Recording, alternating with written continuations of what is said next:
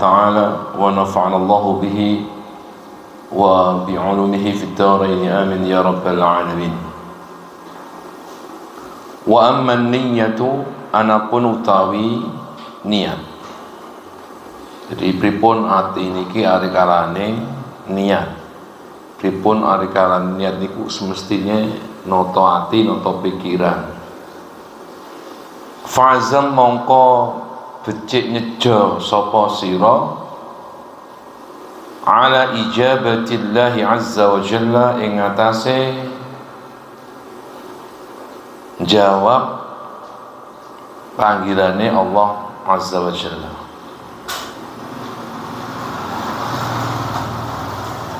Fimtisali amrihi ing dalem nglampahi perintahane Gusti Allah.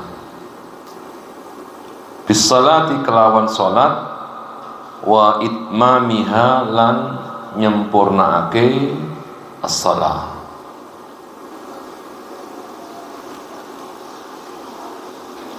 Di hari kalane misalnya salat maghrib, salat fardhu maghribi salasa raka'atin, yang ditanamkan di dalam hati itu adalah ijabatillahi azza wa jalla fi imtithali amrihi bis salati wa itmamiha. Niat nyejo dalam hati niki nglampahi perintahane Gusti Allah karena niki wajib. Di samping juga nglampahi perintahane Gusti Allah ingkang arupi salat menika nggih itmam. Jadi sejak awal itu bertekad bulat untuk menyempurnakan salat yang dimulai dengan niat itu. Ada azam, niat kuat bulat untuk menjalankan salat secara sempurna. Apapun nanti hasilnya, yang penting kan ada niatan kuat untuk itmam. Ya Allah, bahwa salat inilah yang saya persembahkan untukmu, bahwa salat inilah nanti yang akan dihisab pertama kali olehmu. Jadi itu benar-benar di awal itmam, dikokohkan betul nih niatnya. Di samping itu wal kaffi lan nyegah an nawaqidiha saking pira-pira perkara kang batalaken as-shalah wa mufsidatiha lan pira-pira perkara kang rusak salat.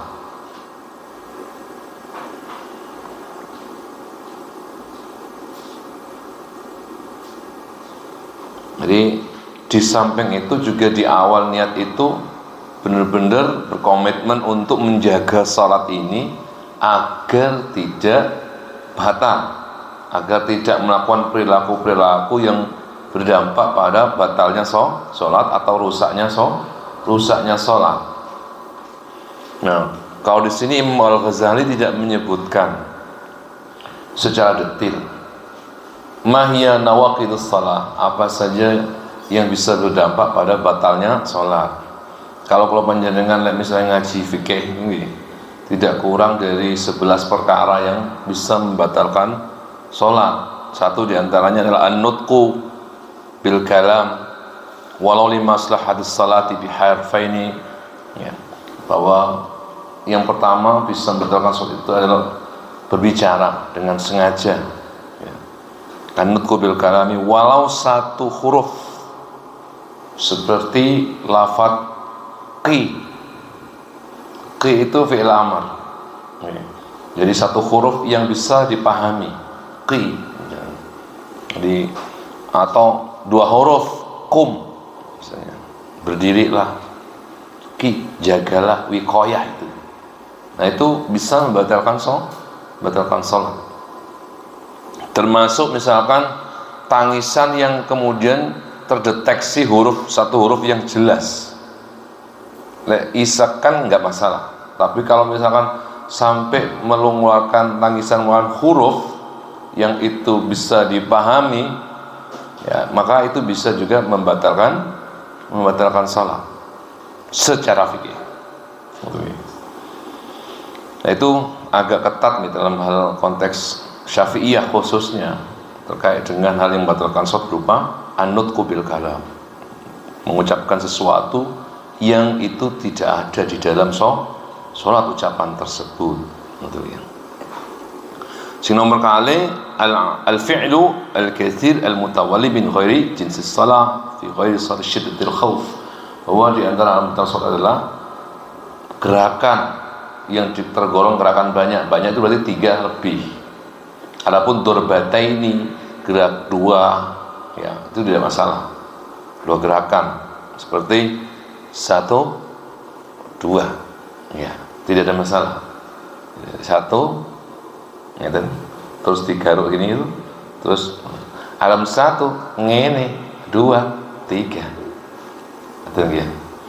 Nah, tapi dalam satu fikih, dalam pendapat bahwa ngeten ngene ini dihitung 1. Ya, jadi ketika tangan kita misalkan ketika berdiri kan tangannya di sini, kemudian kita gerakkan begini, kemudian balik lagi, ini tergolong 1. Jadi kalau begitu begini ngeten gak apa-apa, ngeten malih, itu tidak masalah, tergolong 2. Tapi lek kan ngene sudah kathir itu bisa tubtilus shalah, bisa membatalkan sholat, ya. Nah itu gerakan, ya. Kecuali gerakan pada saat sholat khauf, syiddatul khauf, saat peperangan. Karena sholat dalam peperangan itu bebas, boleh. Misalkan sholat sambil berjalan kaki boleh, sambil melakukan sembahyang boleh. Karena memang syiddatul khauf, karena ada lawan atau musuh. Sholat sambil berkendaraan saat peperangan, bahkan tidak memungkinkan menghadap kiblat sak karepe. Sebenarnya hati ini ngadep nang kiblat. Itu dalam keadaan khauf, syiddatul khauf. Itu saat peperangan. Ya. Sambil berjalan kan gerakannya kata mestinya. Itu pengecualian. Ya. Di antara lagi adalah al-muftir. Jadi mengkonsumsi sesuatu makanan walaupun selilitan paribasane. Sembayang, terus sembayang ini kue mangan apa kue? Mangan sate atau mangan pitek ya. Bahwa sembayang kok ganjel ya. Terus kon lelek, nah tabtul shalah. Niku bisa membatalkan salat. Nah, caranya ya ditakno kesaan. Oh ya, yang penting itu tergolong makanan gitu. Misalnya apa ya? Jangan kelor ya, mari mangan jangan kelor nempel nang ngene apa? Nang gusi atau nang ngene untune terus dikek-kek mereka ya. Terus mau dilek. Iku ya tergolong membatalkan sholat ya. Bahkan di sini kecuali nasiyan, qalilan nasiyan. Setitik terlali, mau kelek misalnya. Itu tidak apa-apa, tapi kalau disengaja itu tidak boleh. Qalilan nasiyan au jahilan, atau ketidaktahuan seseorang terhadap keharamannya ngelek tadi itu. Maka farokana bi famis sakra fabalagha dzu Jadi kalau misalnya ada selai tadi itu kemudian dimakan, ya batal fil asah, menurut pendapat yang paling sahih batal. Itu makanan. Apa mana yang selai tadi batal, apa mana yang kon sak piring. Atau mbak mangan jelas batal. Wa rabi'u harus nomor 4 nggih, niatul khuruj wa taraddud fi qat'is shalah wa ta'liqi bi syai'in. Jadi mider-mider artine antara metu gak metu. Iki nggih mamang, artine niki mamang antara metu nang sembahyang ambek ndak niku. Iku jelas batal sembayange. Nggih. Ndak tahu karena ada sesuatu hal apa kok misalkan atine iku mamang antara metu nang sembahyang ambek mboten. Lah sing ngoten iki metu ya bisa. Jelas mulai gak metu jelas batal. Contoh, aku mau wis niat apa durung ya. Mider-mider. Akhirnya ge atine malah ono motivasi untuk keluar dari sholat. Tapi gak metu-metu, ngoten niku wis batal salate. Jadi diyakini ae niat toh. Diyakini wae. Nah itu. Nomor 5 diantaranya kasfu aurah alal qudrah satriha. Jadi terbukanya aurat di saat yang sama dia mampu untuk menutupinya, tapi nggak dibuka, nggak ditutup. Padahal mampu dia untuk menutupi itu, tapi dibiarin. Nah, ini batas soalnya. Ya. Tetapi kalau misalnya terbuka, misalkan karena angin dan sebagainya langsung dia tutup, enggak batal. Jadi seperti itu. Sing nomor 6 tarkut tawajjuh haits yushtarat. Jadi tidak menghadap kiblat sebagaimana mestinya. Ya. Nah, itu juga bisa membatalkan sholat, kecuali yang tadi itu kondisi musafir, misalkan naik kendaraan mawon kudu nang kiblat dhisik, jegong dhisik nang kiblat, baru kemudian ngadep ning terserah sesuai dengan arah kendaraan. Nah, tapi misalkan dalam kondisi peperangan nggak ada masalah. Kemudian ar-riddatu nomor 7 itu riddah, itu murtad saat di dalam sholat itu juga langsung membatalkan sholat. Nomor 8 ittisalu najasat bihi illa in nahaha halal. Ada najis yang langsung berhubungan dengan tempat sholat kita. Ya. Nah, itu ketika dibiarkan, ya, kemudian sampai ke dalam nempel langit tubuh, kok dibiarkan itu bisa batal. Ittisalu najasabi. Jadi misalnya najis tertentu yang mau nempel, lek saged di kote, tapi lek jemek ya gak iso. Misalnya di sini ada dowu, kon pas wae sembahyang padahal sekali salam tok, dowu mendekatimu, langsung mulia ngecur misalnya. Itu padahal sholatnya gak iso kowe kate ngindari ya pemisah noe bareng kecurutane kucing misalnya. Kucing cowok ya. Nah, itu juga batal. Tapi kalau misalkan garing, ya telah jajak garing ya, enggak apa-apa. Terus kenapa? Saged dipisahake. Lek ndak saged dipisahake, ya batalat salate. Nomor 9 takrir ruknin fi'liyin amdan. Mengulang rukun salat secara sengaja. Niku nggih saged membatalkan salat. Rukuk ping 4, untuk ping 3. Kurang lego kuruwe tuwambahi maneh iku jelas batal. Atau mendahulukan yang semestinya dikemudiankan, mengemudiankan yang sebenarnya didahulukan, disikno sujud daripada rukuk. Itu juga bisa membatalkan sholat. Atau tarku ruknin amdan, tidak menjalankan salah satu rukun secara sengaja, itu juga bisa membatalkan. Secara sengaja loh ya. Kalau nggak sengaja bisa diulang. Nah, bahwa mengulang sholat dengan batalnya sholat itu beda. Kemudian nomor 10 al-hadas walau bila qasdin. Hadas kecil atau hadas besar meskipun tidak sengaja. Ngentut walaupun kon gak niat ngentut ya. Kepentut jadi ya, kepentut itu juga bisa membatalkan. Nggak harus niat kentut, nggak harus sengaja dibatal. Terakhir fi'lu ruknin au tul zaman ma'asyakki fi niyat. Ya, itu mirip yang tadi itu sebenarnya ya. Sebenarnya kalau disimpulkan ada 10 sih sebenarnya. Ini ada pengulangan, itu melakukan satu rukun au tul zamanin ma'asyakki, selama panjang sholat ada keraguan menyelimuti. Misalkan tentang kesucian atau tentang apa gitu ya, menyelimuti di dalam sholat. Kalau yang tadi itu kan niat keluar gak jadi misalkan ya, middle ini enggak. Sepanjang sholat itu ada keraguan, diselimuti keraguan ya, misalnya tadi itu aku mangkoin aja apa enggak, aku ini mau udut apa enggak, dan menyelimuti enggak beres-beres sampai terakhir sembah ngeten itu batal. Nah, ini termasuk nawaqituha wa mufsidatuha, hal yang bisa membatalkan sholat. Nah, pada saat kita niat ini benar-benar harus dijaga ya. Harus benar-benar dipastikan bahwa ada keyakinan dan kemantapan di dalam hati untuk bisa menjaga diri sepanjang sholat dari hal-hal yang membatalkan sholat.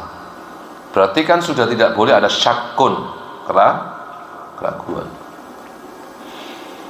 Kemudian wa ikhlasi jami'i dzalika liwajhillahi subhanahu wa ta'ala.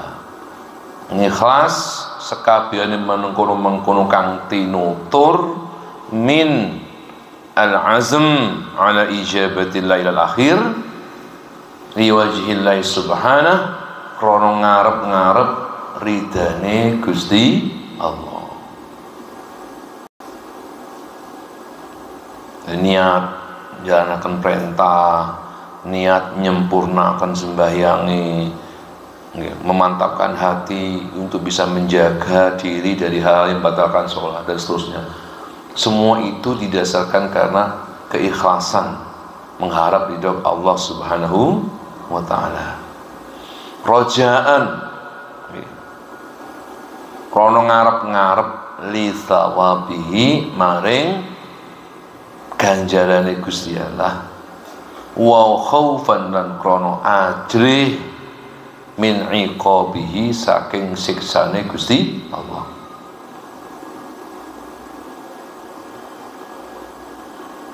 Wa talaban lan nyupri lil qurbati maring parek minhu saking Gusti Allah Ta'ala. Jadi pas niat yo ngarep-arep thawabihi, nuwun rojak nyun mangke saged dipiwales sing sae sapa Gusti Allah.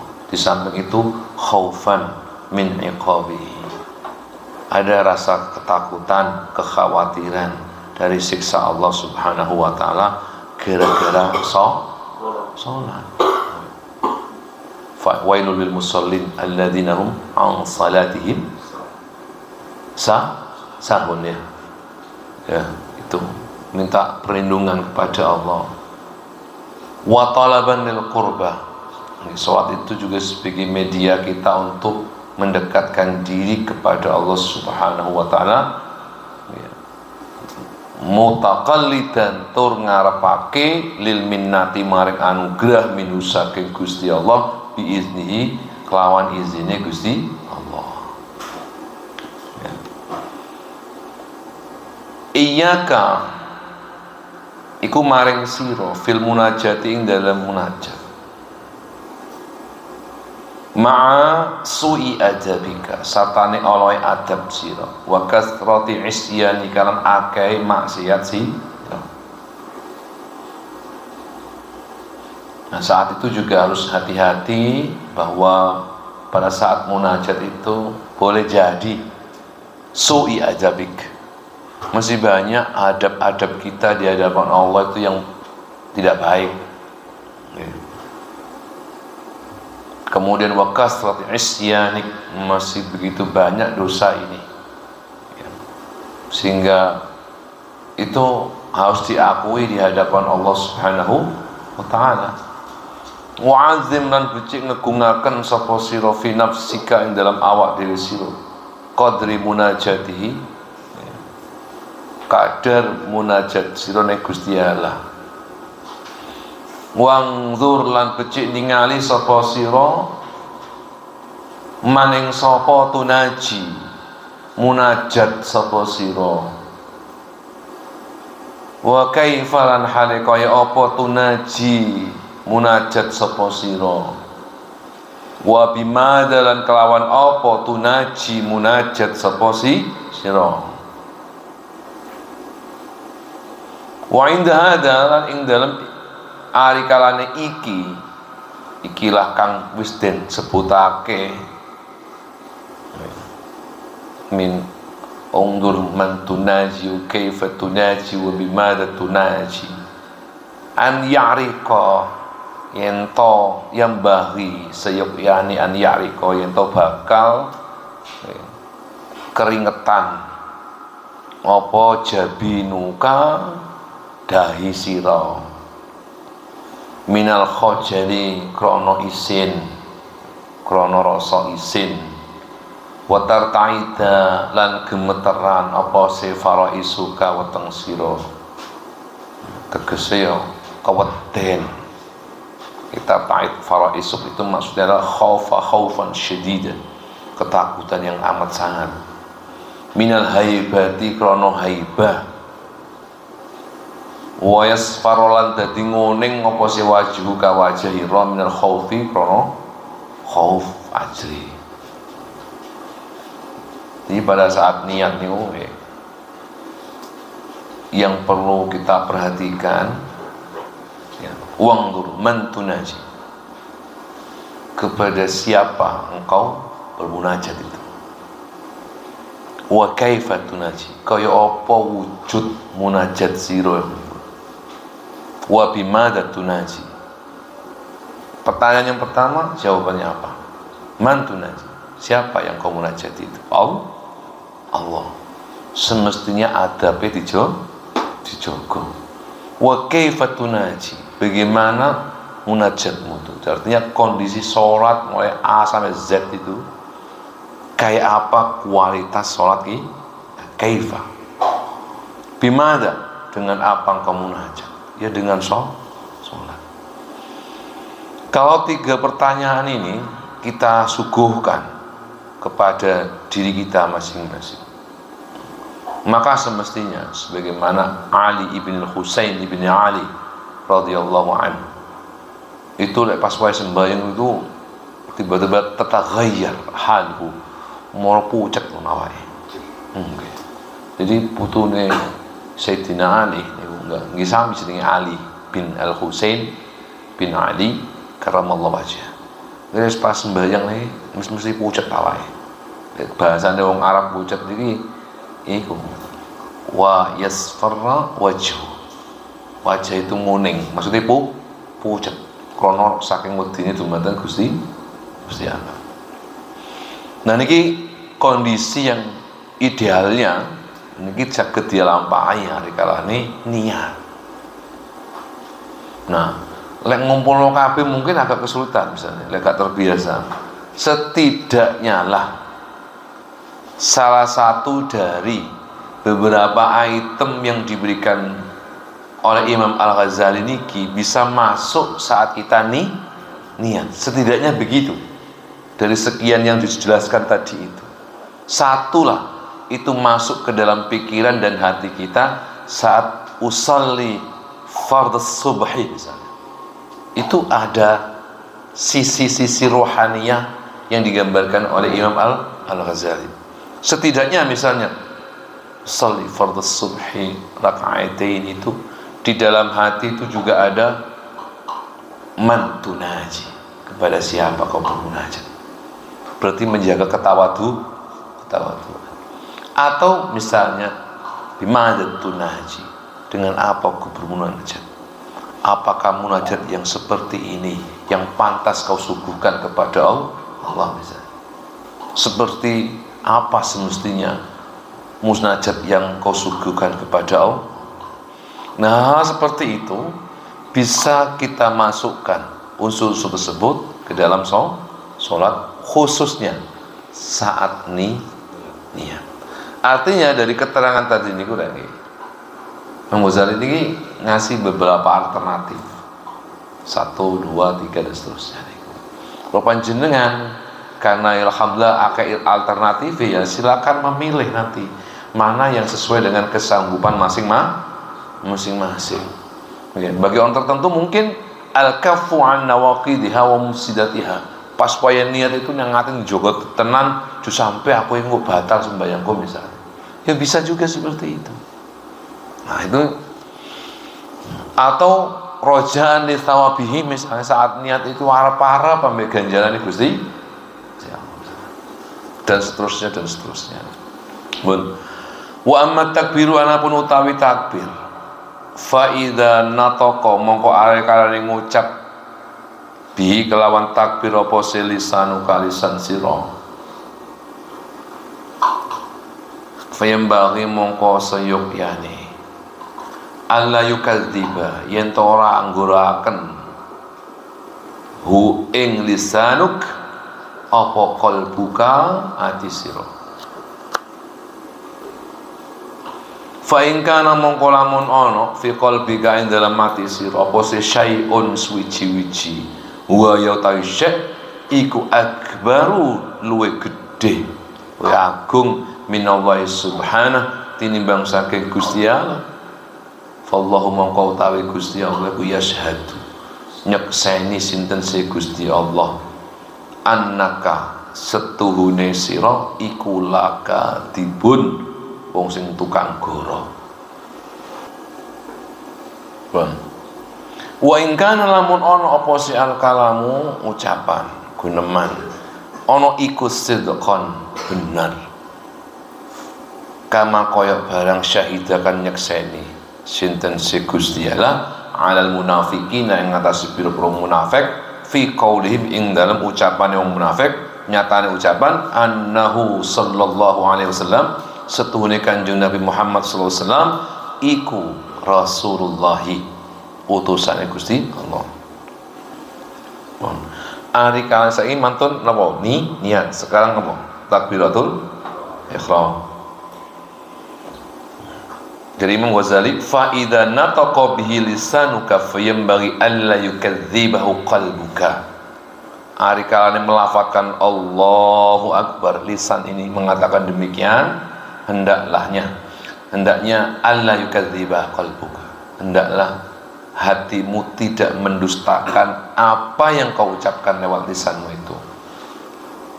Jika di dalam hatimu ada sesuatu yang lain yang lebih besar, yang lebih penting, yang lebih macam-macam, pokoknya yang lebih, yang begitu tempatnya secara khusus di dalam hati kita,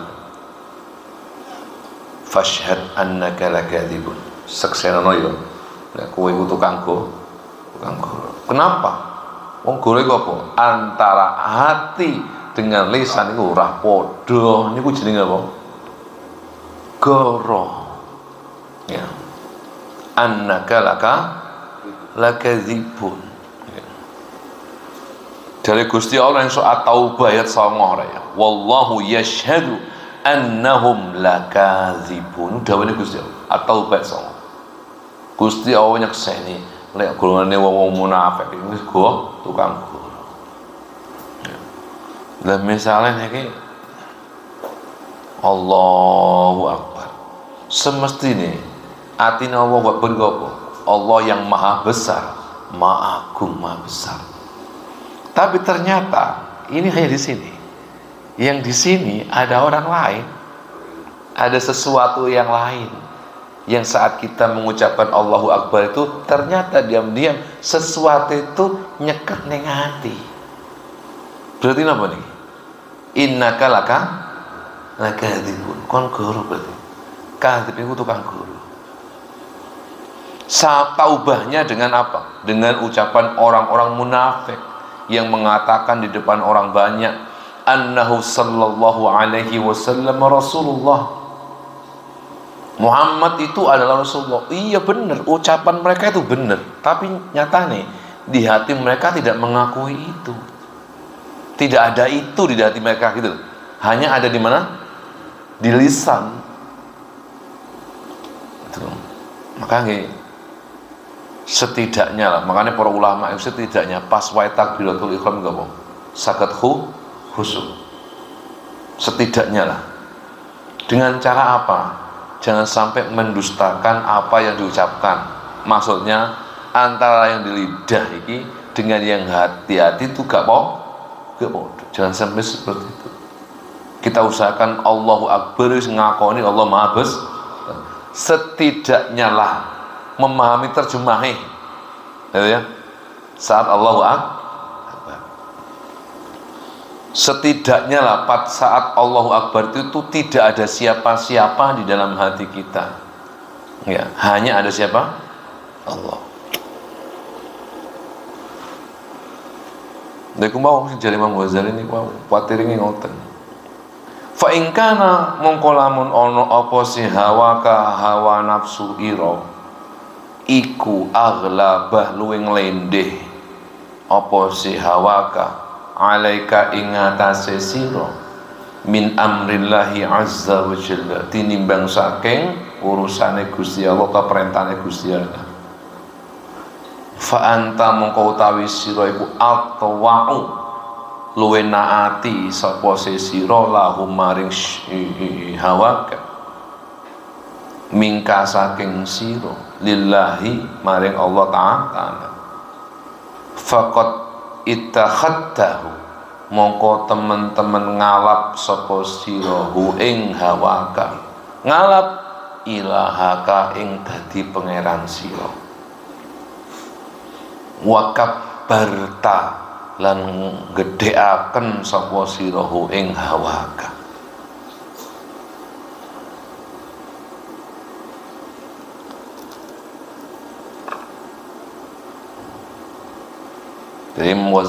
Fa in kana hawaka aghlabu alaika, jika hawa nafsumu itu mengalahkan, menundukkan dirimu sehingga kau min amrillahi azza wa jalla ya, sehingga urusannya Gusti Allah itu harus dinomor sekian kan, sehingga urusannya Gusti Allah harus apa ya, dimadu ya, di nomor sekian kan ya, di kesamping lebih apa aghlaba alika hawaka ya, fa anta atwa'u lahu, di samping itu engkau orang yang atwa, lebih mentaati hawa nafsumu daripada Allah subhanahu wa ta'ala.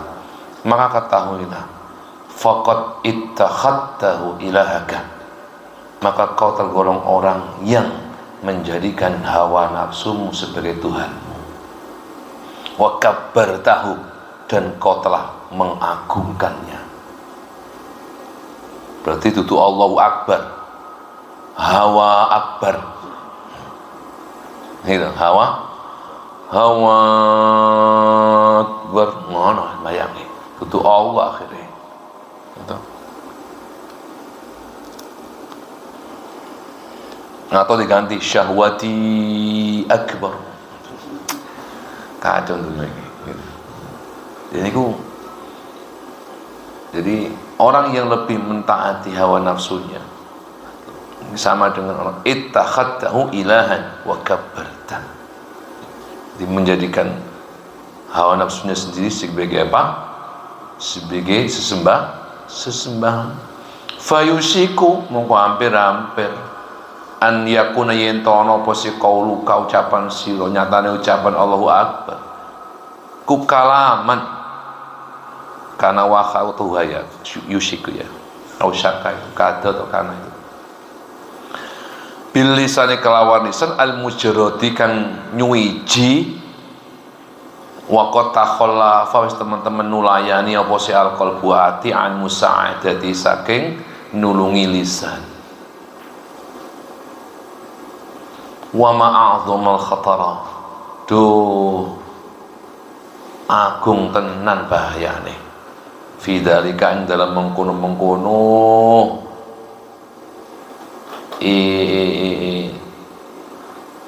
ingkan hawa ka aghlab alaika il akhirah laula at-taubatu lamuna ora taubat wal istighfar lan istighfar wa husnudzon lan husnudzon bikaramillahi ta'ala kelawan kamuliaane Gusti Allah wa afilan pengampurane Gusti.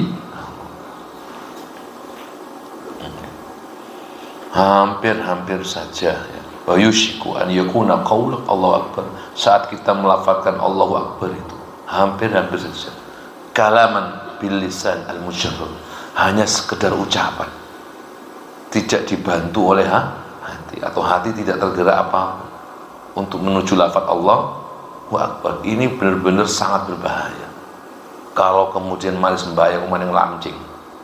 Makanya mari sembahyang kan astagfirullahaladzim alladzi la ilaha illa huwal hayyul qayyum wa atubu ilaihi. Yo nobati sembah Allahu Akbar sing kilisan tok niku.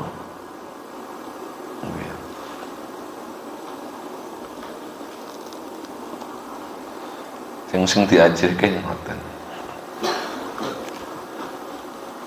Nah ini betapa hal-hal seperti ini mungkin ya tidak mungkin ya, sering sekali menghegemoni kehidupan kita itu ya. Seringkali Allahu wa Rasuluhu dalam ucapannya ya kita tetap nomor satukan, ngomongnya maksudnya ngomong, tapi dalam faktanya nomor sekian ya. Nomor sekian. Jadi idealnya kan tiang itu Quran atau dawuhe Kanjeng Nabi niku mestine kan dadi petunjuk dalam setiap ucapan, dalam setiap tindakan, mengerucutnya tumujune nang ngene dawuhe Gusti Allah Kanjeng Rasul. Semestine ngono. Kate nglakoni napa mawon mesti cermine ning rono. Kenapa? Karena Quran ini atau dawuhe Kanjeng Nabi notoh urip kula panjenengan. Mulai lahir sampai mati niku ditoto ning Quran, ditoto ning Kanjeng Nabi lewat hadis-hadis Kanjeng Nabi. Biar setiap kita melangkah di muka bumi ini ada referensinya, ada acuannya, ada petunjuknya. Semestinya ngoten. Lah orang yang kemudian jalan hidupnya lebih mengutamakan apa yang disampaikan oleh Allah untuk kemudian dijalankan, lebih mengutamakan apa yang disampaikan oleh Rasulullah lalu dijalankan daripada hawahu ya, daripada hawa nafsunya sendiri, daripada syahwatnya sendiri. Itu adalah orang-orang yang memang harus menafikan dirinya sendiri, menafikan keinginan kita sendiri, menghilangkan. Itulah nanti kalau dalam kajian berikutnya kenapa Abu Yazid Al-Bistami misalnya terjadi fana misalnya. Fana itu apa? Sebuah kondisi spiritual di mana seseorang seperti tidak ada misalnya. Seperti tidak ada. Kenapa? Karena dia harus menelanjangi seluruh syahwat. Dia harus menelanjangi seluruh hawa nafsu, lebih menuruti apa yang disampaikan oleh Gusti Allah dan apa yang disampaikan oleh Kanjeng Rasul, sehingga sudah ada dia, tidak ada keinginannya, maksudnya menelanjangi keinginan sendiri. Lek wis konten niku levelnya sapa? Malaikat. Gitu. Iku wis levelnya malaikat. La ya'suna fima amarallah bihim. Li malaikat iki ora tau ndurokone apa sing diwicanteni Gusti Allah niku mboten nate. Gusti ngomong A ya mesti A wis. Gusti ngalor ya ngalor. Ngomong ngidul ya ngidul. Kon ngakoni iki ya ngakoni iki sampai Gusti Allah ngomong berhenti ya berhenti. Kenapa? Karena sudah tidak ada nafsunya bisa. Gitu. Tapi beda mbek kula panjenengan. Makanya manungsa niki iso derajate luwih dhuwur tinimbang para malaikat seperti para rasul ngoten niku. Saat mereka harus menanggalkan syahwat mereka. Ya, harus menanggalkan hawa nafsu mereka. Ini ngoten. Ya itu namanya malaikat-malaikat tapi wujudnya menungso. Nah, itu. Nah ini